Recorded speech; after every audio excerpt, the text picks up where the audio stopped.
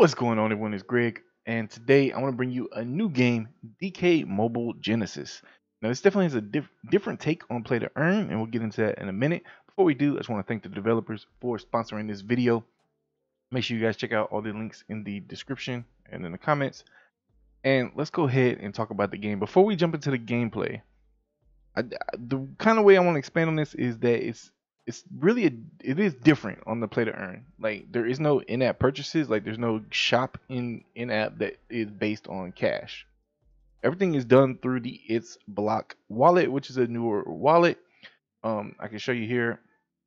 This is the ITSBLOC wallet, and these are the first games coming out for the wallet.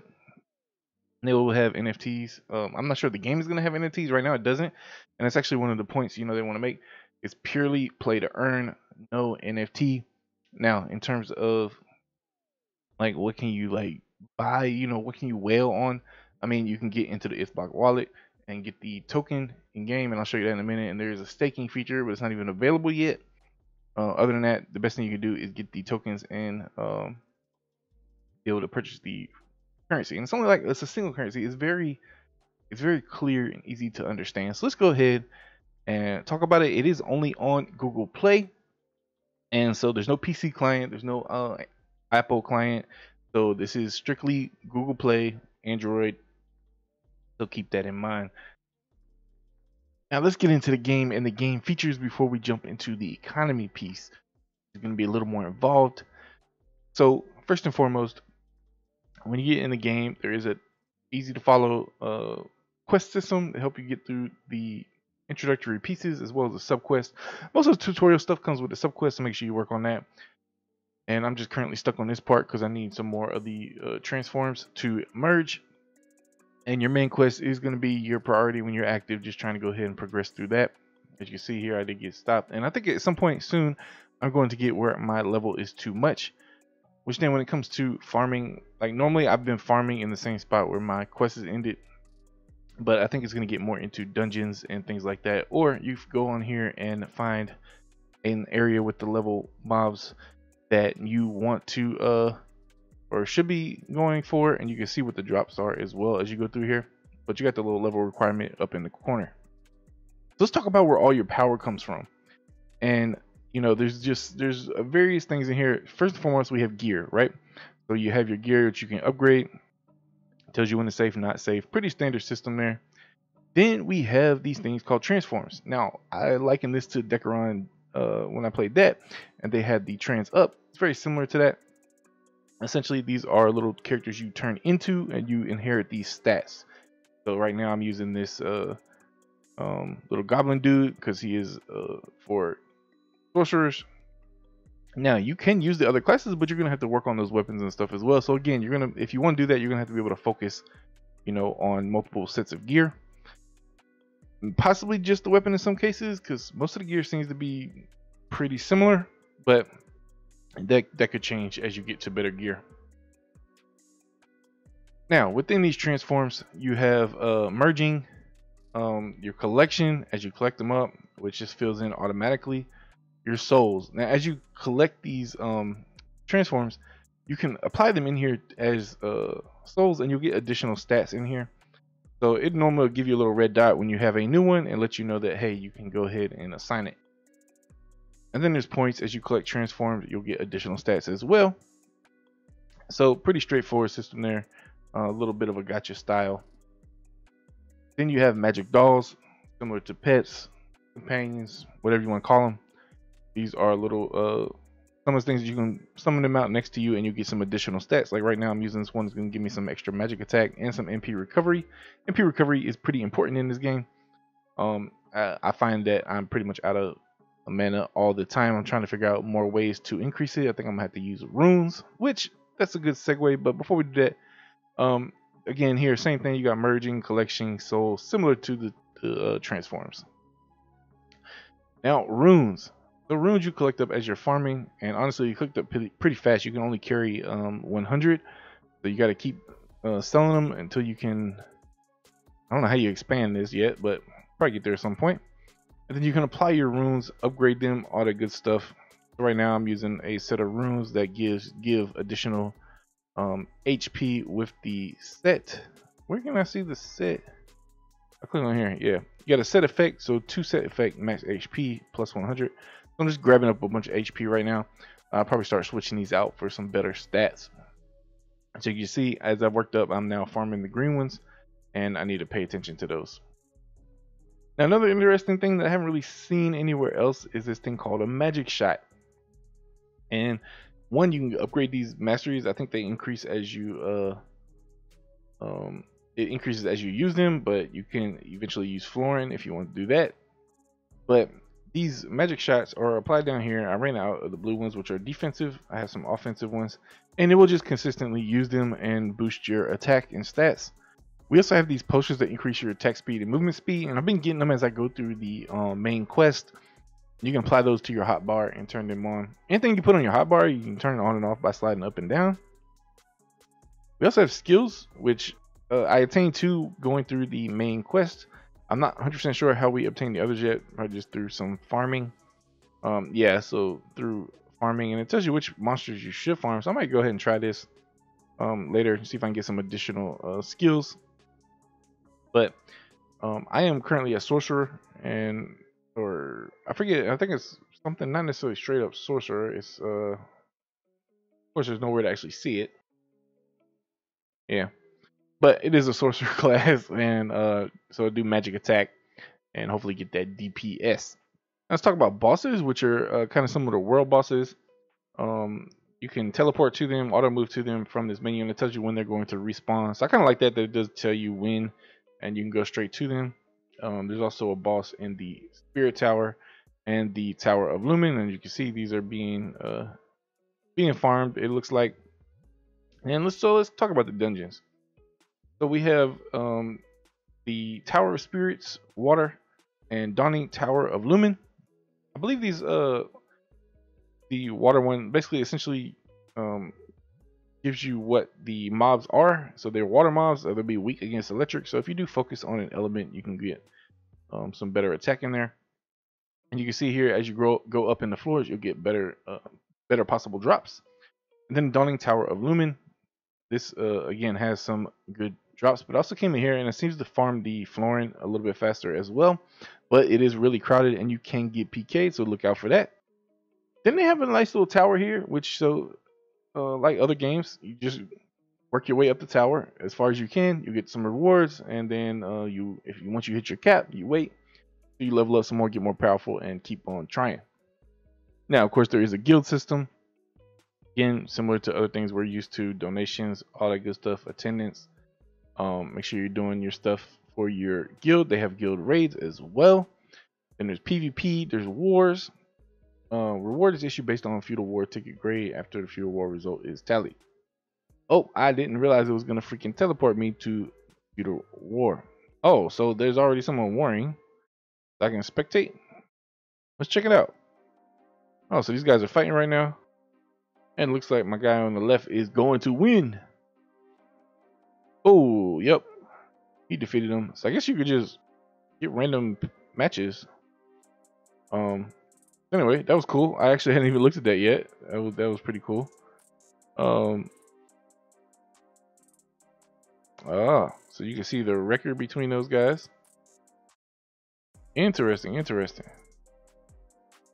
Alright, we're not going to jump into that right now. Anyway, a lot of cool little features here. And you got access to some storage. The PvP menu tells you who you killed and some rankings. I died while in one of the dungeons. Like I said, you gotta be careful in there. There is PK active. So fairly straightforward, fun little game. I think the biggest and most interesting piece to me is the economy. So if you go to the shop, there is no cash shop. There's no buy this for $20, this, that, and a third. Everything is based on flooring, which is what you farm. You use it at the merchant NPCs. You use it on here. So as you can see here, you can get summon tickets and stuff with your flooring. And of course, as you get higher, it's going to get easier to farm. There is also a nice little video reward thing here on the shop, so you can get some free items by watching videos. And once you get high enough, you'll you'll start getting into the summons and stuff as well, and that's just a great way to help advance your character. And it's a great offering for the game. You also have the black market here, which I'll be honest with you, I'm not 100% sure how this works. I'm not sure exactly where you get these tokens. You get the obtained when failed to obtain an epic transform by fusing rare tokens. Oh, okay, so this is like your incense burner forgiveness thing. So once you fail a number of combines on the rares, you'll get enough to get an epic. So that's what that's for. Then you have some storage here as well. Now let's look at the coin, because this is really what everything is based upon, right? So instead of having that cash shop that we talked about a minute ago, we have this thing here, and you can see this is for this token. Now this token can be obtained in the ITSBLOC wallet, and this is a staking mechanism. So once you go in here and stake, it's then locked. The currency is locked, but you get it back. So you're not really losing anything by getting these things. You're just tying up your currency in the game for that period of time. So you can spend 1,200 tokens, and you'll get the 1,200 tokens back. So that's staking. Now, what else can you use those tokens for? Over here, you can use a token plus UDSC, which is a stable coin in American dollars. You can use UDSC and those tokens to get the Stellar Trade token. And you can see you can do that here on these 3 different things. Then also, eventually, you can get the Stellar Trade tokens with Florin. And you can see here, well, where did I go? Yeah, so now if you want to spend straight UDC, you can get these Stellar Trade tokens directly. Although, actually, I'm sorry, this is going the one way. Once you have one of these, you can sit there and sell it for a $28 worth of UDSC. Now, like I said, it's a stable coin, so this doesn't fluctuate. I'm not sure exactly if this price fluctuates or how that works. I'm not really sure exactly how the economy is sustained. This is definitely a newer system, and I recommend everyone read up on the white paper just to try to get a better understanding. We'll look at it in a minute. But like I said here, you could take your token, trade it in for your Florin, or you can turn your Florin into the trade token, and then therefore you can turn around and sell the trade token. Where was it? We have another clip here, and we'll show you exactly how this process works. So we come in here, and you can we can get the 1.5 billion trading Florin for the premium Stellar Trade token. And then once we have that, you can see we went down to 200 million Florin. Then we come in here to USDC, and we can take that and obtain USDC equivalent amount for that ticket. Then we come in here and we can take our ticket, and might be in the way here, but right here, this this $315 USDC, we can go in here and process that for our ticket, and then we can receive $315 worth of USDC. And like I said, again, that is a stable coin.